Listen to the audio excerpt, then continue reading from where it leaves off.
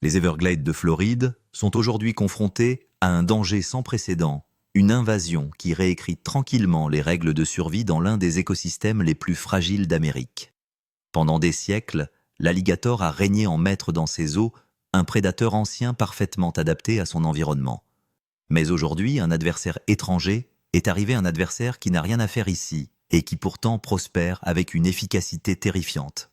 Les dégâts laissés dans son sillage sont déjà énormes et les experts préviennent que ce que nous voyons aujourd'hui n'est peut-être qu'un début. Les images qui circulent en ligne ne font qu'effleurer ce qui se passe dans les profondeurs des zones humides. Ce qui reste caché sous l'eau sombre et la végétation enchevêtrée pourrait être bien plus dévastateur. La question qui hante désormais les scientifiques et les défenseurs de l'environnement est de savoir si cette force invasive peut être arrêtée ou si les Everglades ont déjà franchi le point de non-retour. Ce qui se passe ici n'est plus seulement un problème de faune, mais une crise écologique à grande échelle. Les Everglades sont l'une des merveilles naturelles les plus extraordinaires de Floride. C'est une vaste rivière d'herbe, épaisse d'humidité et lourde de l'odeur de l'écorce de cyprès et de l'eau stagnante qui s'écoule lentement sous la surface. Chaque pas dans les Everglades est accompagné d'un son. Les grenouilles coassent depuis des bassins invisibles, les insectes bourdonnent sans relâche, et les grognements profonds et gutturaux des alligators résonnent à travers les roseaux. Chaque bruit raconte une histoire de survie dans un endroit où rien n'est jamais vraiment tranquille. Sur une étendue de marais isolée, une caméra activée par le mouvement avait été installée pour surveiller les menaces connues. Pendant des heures, les images n'ont rien montré d'inhabituel. Une aigrette pataugeait prudemment dans l'eau peu profonde. Un raton laveur s'approchait prudemment de l'objectif reniflant avant de disparaître dans les broussailles. Puis, sans crier gare, tout a changé. Le calme a volé en éclats lorsque la caméra a capturé une violente perturbation au bord de l'eau. Ce n'était pas le mouvement lent et délibéré d'un alligator remontant à la surface. L'eau a explosé vers le haut dans une frénésie de mouvement.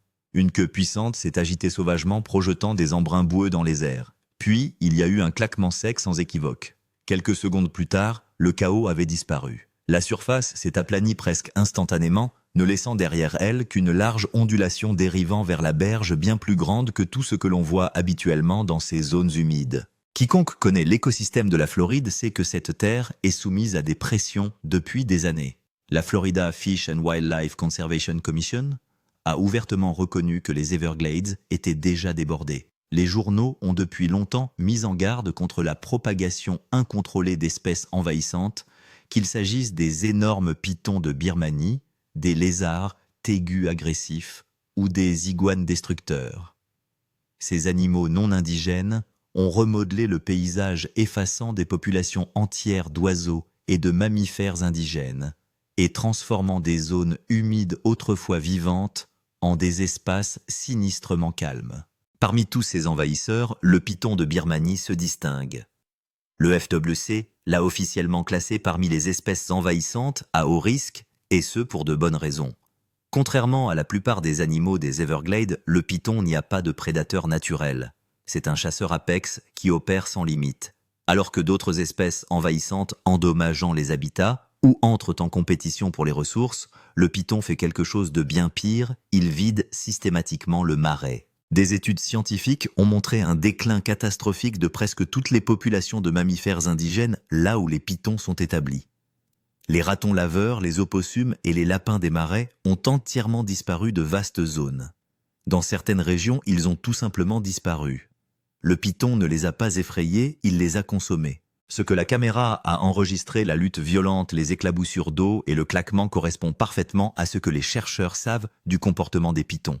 Ces serpents sont suffisamment puissants pour étrangler et avaler des animaux aussi grands que des cerfs adultes, et dans des cas rares mais documentés, même des alligators. Ce claquement pourrait avoir été le son d'un os soumis à une pression écrasante, ou peut-être le dernier moment d'un combat désespéré entre deux prédateurs de haut niveau.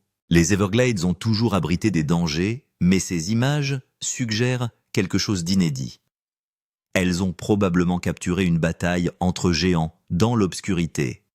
Et d'après ce que les experts savent, le vainqueur le plus probable n'était pas l'alligator indigène, mais le python birman envahissant. C'est cette même espèce que l'État dépense aujourd'hui des millions de dollars pour essayer de contrôler par le biais de programmes tels que le Python Action Team et le Florida Python Challenge. Cette crise n'a pas commencé avec des animaux traversant les océans, mais bien plus près de chez nous. Elle a débuté dans les banlieues américaines avec des animaux de compagnie exotiques, des décisions imprudentes et des catastrophes naturelles. Quelques serpents échappés, un ouragan puissant et un manque d'intervention précoce ont permis à un petit problème de devenir le prédateur envahissant le plus dangereux de Floride. Pour comprendre l'ampleur de cette menace, les scientifiques ont dû regarder au-delà des images spectaculaires et examiner les changements à long terme dans l'écosystème. Les premiers signes d'alerte ne sont pas venus de vidéos ou d'observations publiques, mais de gardes forestiers et d'équipes d'études de la faune travaillant discrètement dans les Everglades. Ils ont remarqué que quelque chose n'allait pas du tout. Il ne s'agissait pas seulement d'un déclin de certaines espèces, mais de la disparition complète de populations entières. Des endroits autrefois peuplés de loutres enjouées étaient soudainement vides. Les ratons laveurs et les opossums des animaux que l'on voyait autrefois partout étaient introuvables. Les grands échassiers ont commencé à disparaître dans tout le sud de la Floride à un rythme alarmant. Certaines de ces pertes étaient liées à la perturbation de l'habitat et à l'altération du débit d'eau, deux facteurs essentiels à la survie des oiseaux. Mais cela ne suffisait pas à expliquer l'ampleur de la destruction. Les nids étaient dévalisés et les sources de nourriture disparaissaient. Les biologistes qui étudiaient les données étaient stupéfaits. Alors que les populations de prédateurs indigènes, tels que les alligators, restaient relativement stables, les mammifères de petite et moyenne taille diminuaient à un rythme sans précédent. Il ne s'agit pas d'un effondrement soudain, mais d'une catastrophe au ralenti qui se déroule sur plusieurs années. Les rapports confirment que même les cerfs de Virginie sont chassés et consommés. Les scientifiques soupçonnent la présence de pythons, mais ils ont besoin de preuves indéniables. La chaîne alimentaire s'effiloche et les données existantes ne permettent plus d'expliquer l'ampleur des dégâts. Cette prise de conscience a poussé les États et les agences fédérales à agir. Des organisations telles que l'US Geological Survey et le National Park Service ont lancé des études approfondies afin d'identifier la véritable cause de la disparition de la faune et de la flore.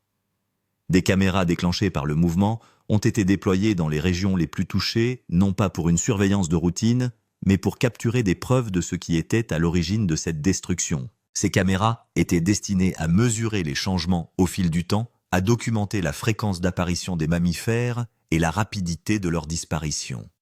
Les chercheurs espéraient suivre des prédateurs insaisissables comme la panthère de Floride ou mieux comprendre les changements environnementaux. Au lieu de cela, ils ont capturé quelque chose de bien plus alarmant. Les images ont révélé le véritable monstre qui a remodelé les Everglades. Le plus choquant n'est pas seulement la confirmation de la responsabilité des pythons de Birmanie, mais la manière dont ils sont arrivés là. Cette invasion n'a pas commencé dans la nature, mais en captivité, à l'intérieur des maisons humaines. Et maintenant, dans un paysage qui a toujours été une arène de survie, les règles ont changé. Les Everglades n'ont jamais été tendres. Elles ont toujours été un champ de bataille où la vie et la mort se côtoient. Pendant des générations, le maître incontesté de ce champ de bataille a été l'alligator américain, un fossile vivant capable de mesurer de 11 à 13 pieds de long. Le plus grand jamais enregistré en Floride mesurait plus de 14 pieds, soit presque la longueur d'une petite voiture. Mais même cet ancien prédateur est aujourd'hui confronté à un challenger qui ne lui appartient pas, mais qui refuse de le quitter. Ils sont énormes et puissants. Tous les Floridiens savent à quel point ils sont forts. Il y a beaucoup d'histoires vérifiées où ils attaquent des proies, y compris de grands animaux comme les cerfs, et malheureusement même des humains. Pendant des siècles, ils ont été les rois incontestés des voies navigables sans qu'aucun animal indigène ne puisse contester leur règne. Et puis il y a le fantôme indigène, la panthère de Floride. Ils étaient autrefois pratiquement éteints, presque complètement chassés de l'existence par le développement de l'homme. Aujourd'hui, grâce à un travail de conservation acharné, ces magnifiques félins recommencent lentement à parcourir certaines parties du marais. Voir la trace d'une panthère est le signe palpitant d'un écosystème en voie de rétablissement d'une force indigène qui remonte lentement la chaîne. Les Everglades possédaient déjà une série de prédateurs naturels que les scientifiques connaissaient bien. L'écosystème était difficile, mais il avait des règles. Jusqu'à l'arrivée du python de Birmanie, il ne s'agissait pas d'une espèce indigène en train de faire son retour, mais d'une invasion écologique.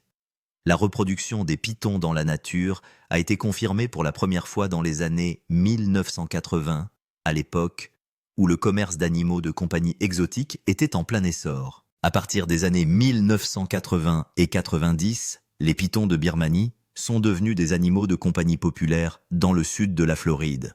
Les gens les achetaient lorsqu'ils étaient petits, mais ces serpents grandissent incroyablement vite, atteignant des longueurs de plus de 10 pieds en quelques années seulement. Lorsqu'ils devenaient trop grands, trop difficiles ou trop chers à nourrir, de nombreux propriétaires se débarrassaient tout simplement de leur animal de compagnie. Le deuxième problème majeur a été l'ouragan Andrew qui a frappé le sud de la Floride en 1992. La tempête de catégorie 5 a détruit une installation privée d'élevage de reptiles près des Everglades. Cet événement a libéré des centaines de pitons directement dans la nature. Que ce soit intentionnel ou accidentel, le résultat a été le même. En quelques décennies, ce constricteur étranger s'est emparé de toute la nature du sud de la Floride. La principale différence entre la panthère, l'alligator et le python est leur nombre impressionnant. Aujourd'hui, la panthère de Floride est toujours en danger critique d'extinction, et il ne reste qu'environ 120 à 230 sous-adultes à l'état sauvage, alors que les estimations pour le python de Birmanie se chiffrent à des centaines de milliers, peut-être même plus. L'équilibre est ainsi rompu. Le plus grand danger dans le marais n'est plus l'alligator de 3 pieds que l'on voit, mais le python de 2 pieds qui se cache dans les broussailles et qui se multiplie à une vitesse alarmante. Cet environnement qui cache habituellement plus qu'il ne révèle s'est transformé en une véritable foire d'empoigne. Les prédateurs indigènes sont dépassés par un ennemi qu'ils ne reconnaissent même pas, parce que cet ennemi n'était pas censé faire partie de leur monde. La véritable énigme n'est pas seulement de savoir comment les pythons sont arrivés ici, mais aussi pourquoi ils ont prospéré si rapidement, et ce qui a fait d'eux le prédateur écologique ultime dans ce paysage déjà dangereux. Lorsque les scientifiques ont vérifié pour la première fois les cartes mémoire des caméras activées par le mouvement, ils n'ont pas vu à chaque fois l'image d'un serpent géant. Au lieu de la faune animée qu'ils espéraient de voir, les vidéos montraient surtout un manque d'activité. Ils ne cherchaient pas seulement à apercevoir le serpent, ils notaient aussi la fréquence des mammifères, et ces chiffres tombaient dangereusement bas. Les caméras ont été placées à des endroits où des études antérieures avaient révélé la présence d'un grand nombre de ratons laveurs de cerfs et de lapins des marais. Mais aujourd'hui, les images ne capturent ces animaux que pendant de courts instants, voire pas du tout. Cette baisse des observations d'animaux indigènes était le signe le plus fort de ce qui se passait. Les scientifiques ont pu quantifier l'impact des pythons, confirmant un effondrement de 90% des taux d'observation de mammifères comme le raton laveur, l'opossum et le lapin des marais dans les zones à pythons. Les biologistes ont constaté que les animaux indigènes ne se contentaient pas d'éviter certains sentiers. Ils avaient en grande partie disparu d'habitats entiers, des endroits autrefois pleins de vie, marqués par des traces des signes de recherche de nourriture et des déplacements de loutres et de lynx roux, ne présentaient pratiquement plus aucune trace d'eux. La disparition de ces animaux de taille moyenne a perturbé toute la chaîne alimentaire, confirmant que le python ne s'était pas contenté de chasser. Il avait considérablement modifié l'écosystème. L'absence de faune enregistrée par les détecteurs de mouvement était la preuve mesurable que le python avait atteint une domination absolue. Les caméras avaient fait leur travail. Ils ont montré que le python ne vivait pas seulement ici, mais qu'il y prospérait. Sa domination était désormais un fait affectant le comportement et la survie de toutes les créatures indigènes. Ces créatures n'étaient pas seulement présentes, elles avaient pris le contrôle écologique et étaient sur le point de révéler la véritable raison de leur succès écrasant. Le prédateur du sommet émerge. La preuve par le marais. Les premières images des caméras montraient que les pythons étaient en charge, mais les gens ne comprenaient pas vraiment la gravité de la menace jusqu'à ce qu'ils voient à quel point les serpents étaient énormes. Ces pythons étaient massifs. Les chercheurs ont capturé des pythons pesant plus de 200 livres et s'étendant sur plus de 19 pieds de long, soit la longueur d'une voiture et le poids d'un adulte de grande taille. Les serpents sont parfaitement construits pour la faim. Il est devenu impossible d'ignorer la crise lorsque les scientifiques ont capturé quelque chose d'incroyable, plusieurs cas confirmés de pythons avalant des cerfs de Virginie adultes. Un exemple bien connu est celui d'un python de 15 pieds, dans le comté de Collier, qui a mangé un énorme cerf de 77 livres. Cela a montré que ces serpents envahissants ne se nourrissaient pas seulement de petits animaux, mais qu'ils entraient directement en compétition avec la panthère de Floride, une espèce menacée pour sa principale source de nourriture. Plus rien dans l'écosystème n'était à l'abri. L'impact de cette frénésie alimentaire est véritablement dévastateur. Des études montrent que l'augmentation rapide du nombre de pitons a presque fait disparaître d'importants mammifères indigènes dans le parc national des Everglades. Les chiffres sont stupéfiants. Les ratons laveurs et les opossums ont disparu de plus de 90%, les lynx roux de plus de 87%. Les lapins des marais et les renards indigènes ont pratiquement disparu de la région, ce qui indique clairement que le python n'est confronté à aucune concurrence réelle dans l'écosystème, ce qui lui permet de croître et de se nourrir sans limite. Alors que les plus grands pythons confirmés extraits du marais mesuraient jusqu'à 19 pieds et pesaient plus de 125 livres, le climat et l'abondance de nourriture suggèrent qu'ils pourraient devenir encore plus grands. Les pythons d'Asie, leur habitat d'origine, deviennent encore plus grands et rien dans les Everglades ne les arrête. La réalité la plus effrayante est que le succès des pythons dépasse les Everglades elles-mêmes. Pendant des années, les serpents ont été largement contenus dans le parc national, mais leur population croissante et leur faim sans fin ont commencé à les pousser vers le nord et vers l'est. Les scientifiques constatent aujourd'hui que ces prédateurs colossaux utilisent le réseau de canaux de Floride comme autoroute à pythons pour atteindre les territoires côtiers et saumâtres. Pire encore, les preuves de croisement suggèrent que le python pourrait s'adapter pour survivre à des températures plus froides, ce qui signifie que le défi pour la Floride n'est plus seulement de sauver un parc national, mais d'arrêter une explosion qui menace de s'étendre à tout le sud des États-Unis. Nous avons beaucoup appris sur les prédateurs et les envahisseurs, mais qu'en est-il de ceux qui sont pris entre deux feux? Pendant des siècles, l'alligator américain a régné sans partage sur le marais. Aujourd'hui, avec la recrudescence des pythons, même ce puissant prédateur est confronté à de nouveaux dangers. Lors de contrôles sanitaires de routine, les biologistes ont commencé à remarquer des signes inquiétants indiquant que l'équilibre du marais était en train d'être rompu. De nombreux alligators présentaient des cicatrices profondes et inhabituelles, des blessures qui ne correspondaient pas aux égratignures habituelles dues à des combats avec d'autres alligators ou des animaux indigènes. Ces blessures étaient souvent longues et graves, montrant qu'un grand prédateur attaquait d'une manière à laquelle les alligators n'étaient pas préparés. La véritable preuve de la défaite des alligators se trouvait dans leur poids. Les pythons, dont l'appétit est sans limite, ont mangé presque tous les mammifères de petite et moyenne taille, ce qui s'est clairement manifesté dans la population d'alligators. Des études ont montré que de nombreux alligators étaient affamés, parce que leur nourriture principale, les ratons laveurs, les opossums et les lapins des marais, avaient disparu. Le roi avait faim, et c'est le nouveau souverain qui a vidé tout le réfrigérateur. Les alligators n'étaient pas les seuls à se comporter bizarrement.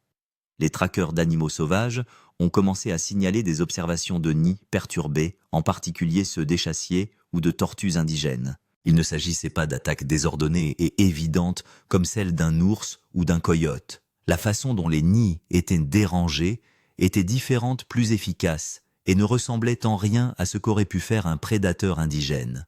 C'était le python, utilisant sa taille énorme pour dominer même les nids les plus sûrs, arrachant les œufs et les jeunes sous la surveillance des parents, réduisant encore plus la capacité de la population indigène à se rétablir. Cet ensemble de faits, des alligators couverts de cicatrices, des alligators affamés et des échecs de nidification, aboutit à la même conclusion: le python a aggravé tous les problèmes des Everglades.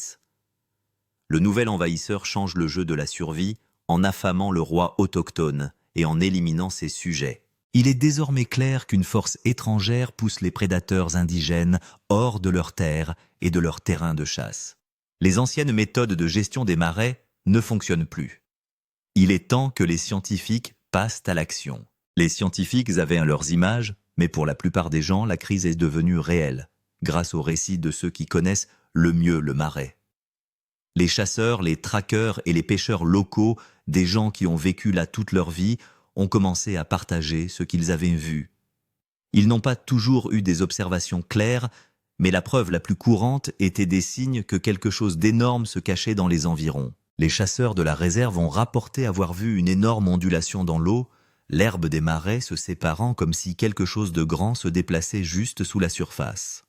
La taille de la perturbation indiquait clairement que l'animal était bien plus grand que n'importe quel alligator ou serpent indigène habituel. Le son était tout à fait différent. Les gardes forestiers et les agents de terrain près de la réserve nationale de Big Cypress ont commencé à entendre des bruits inhabituels, non pas un rugissement ou un grognement, mais un bruit sourd comme le mouvement lourd d'un corps énorme poussant à travers des broussailles épaisses et des troncs tombés. Ils connaissaient bien les bruits des panthères, des ours et des alligators, mais c'était différent venant d'une créature qui n'essayait pas de rester silencieuse.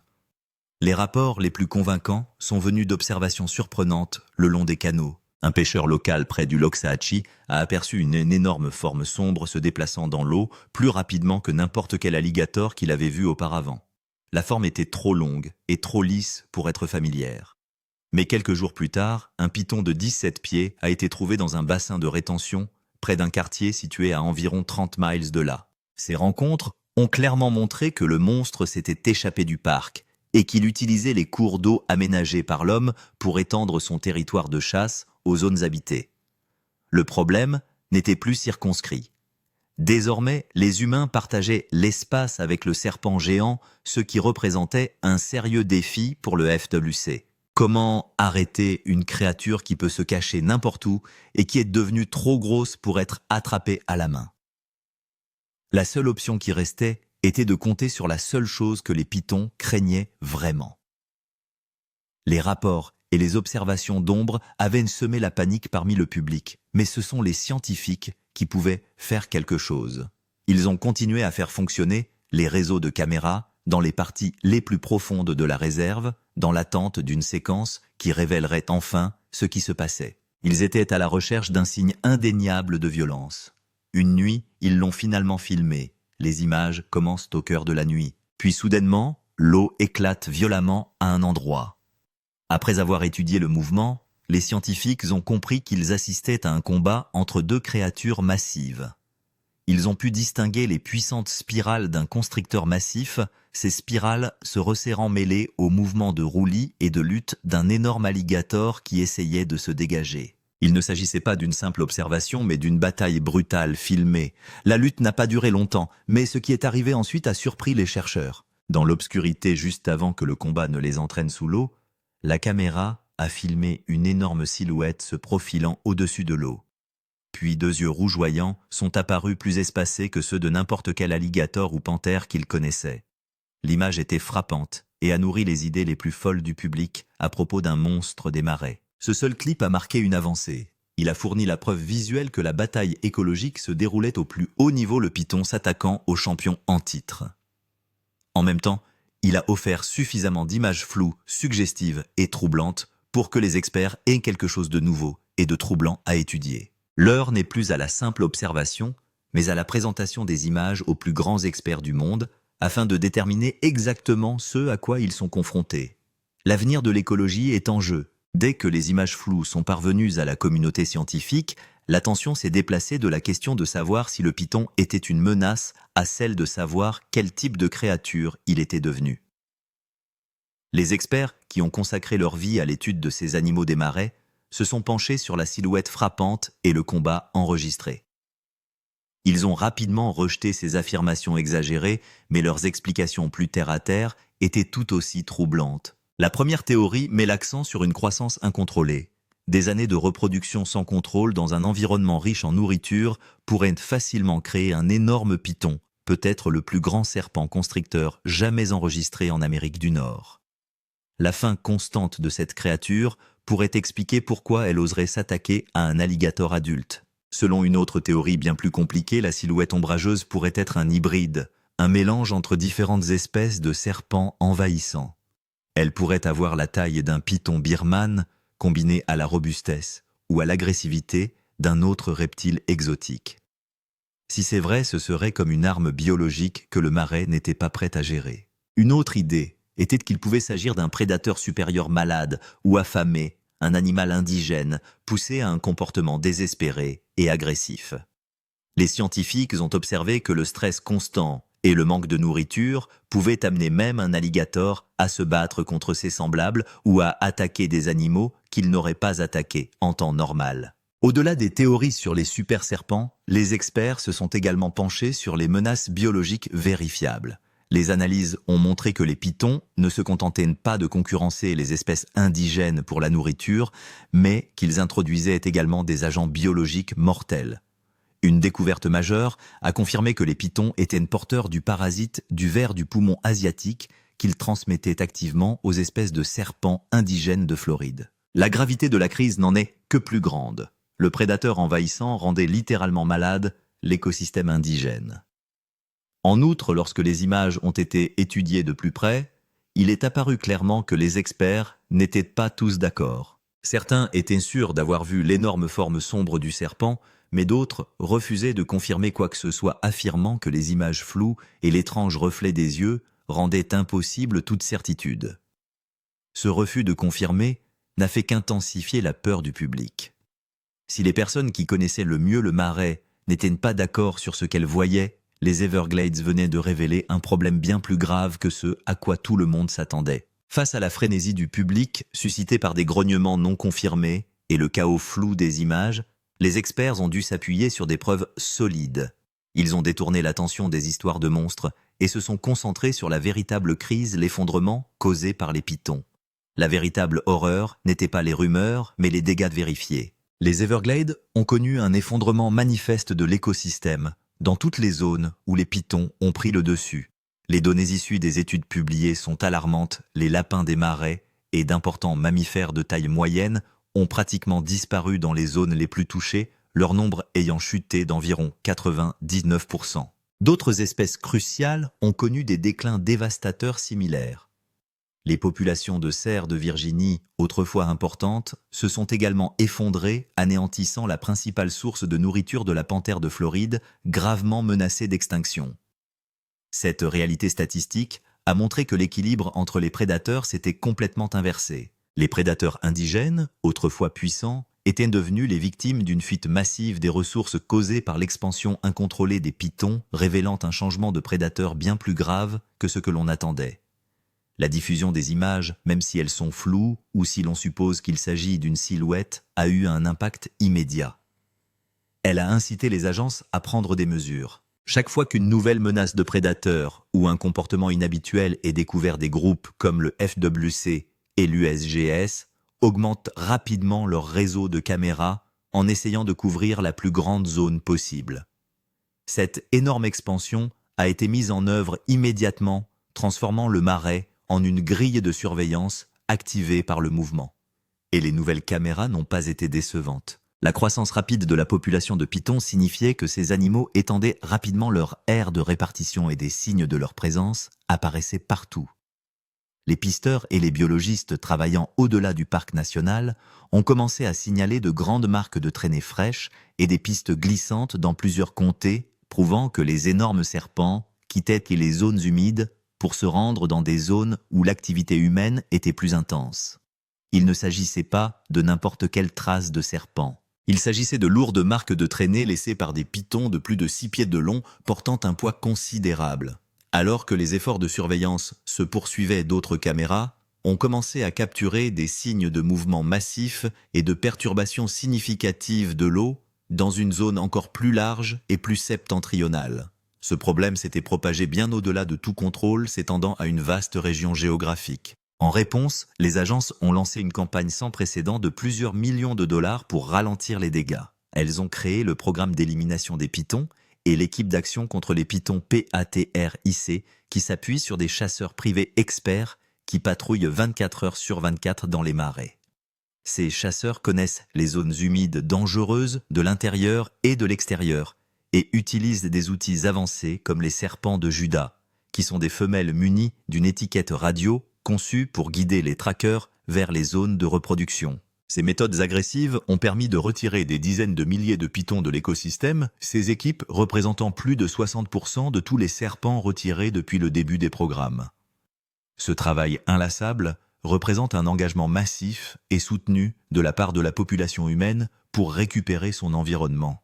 Mais même avec toutes les données collectées, les recherches écologiques effectuées et les centaines de serpents capturés, ces solutions ne sont toujours pas suffisantes. Et les questions les plus troublantes nous hantent encore. La lueur sinistre des yeux et la forme énorme capturée sur ces images révolutionnaires reste dans l'imagination du public, et peut-être aussi dans l'esprit de certains scientifiques. Cela nous fait revenir à ces moments troublants des images, et nous nous demandons si ce n'était qu'un tour d'ombre et de lumière, ou si nous avons vraiment aperçu quelque chose de complètement nouveau et inconnu. D'après les études, le python est capable de choses incroyables, de manger un cerf en entier, de grandir, jusqu'à atteindre des tailles énormes, et même de s'adapter pour survivre dans de l'eau saumâtre. Ces faits alimentent directement les craintes réelles des experts concernant les espèces envahissantes qui échappent à tout contrôle, ces animaux pouvant muter ou évoluer pour devenir de nouveaux prédateurs dominants. On peut se demander si nous assistons réellement à la montée en puissance d'un super prédateur qui pourrait modifier l'ensemble de l'écosystème. Le déséquilibre écologique documenté a en effet atteint un point de basculement critique. Les chercheurs restent incertains quant à la taille maximale du plus grand prédateur des marais et ils ne peuvent pas vérifier de manière définitive la taille réelle du python que l'on voit affronter l'alligator dans cette séquence largement diffusée. Cette incertitude alimente la possibilité troublante que la Floride soit sur le point de rencontrer un nouveau prédateur apex qui a émergé après des décennies de perturbations écologiques et qui pourrait remodeler de façon permanente l'avenir de la nature sauvage américaine. Mais que pouvons-nous faire maintenant pour protéger ces écosystèmes vulnérables avant qu'il ne soit trop tard? Et sommes-nous prêts à faire face aux conséquences de nos choix environnementaux? Faites-nous part de vos commentaires ci-dessous. Si vous avez trouvé cette histoire aussi fascinante que nous, cliquez sur la vidéo suivante sur votre écran. N'oubliez pas d'appuyer sur le bouton « J'aime » et de vous abonner pour d'autres plongées dans les plus grands mystères de l'histoire.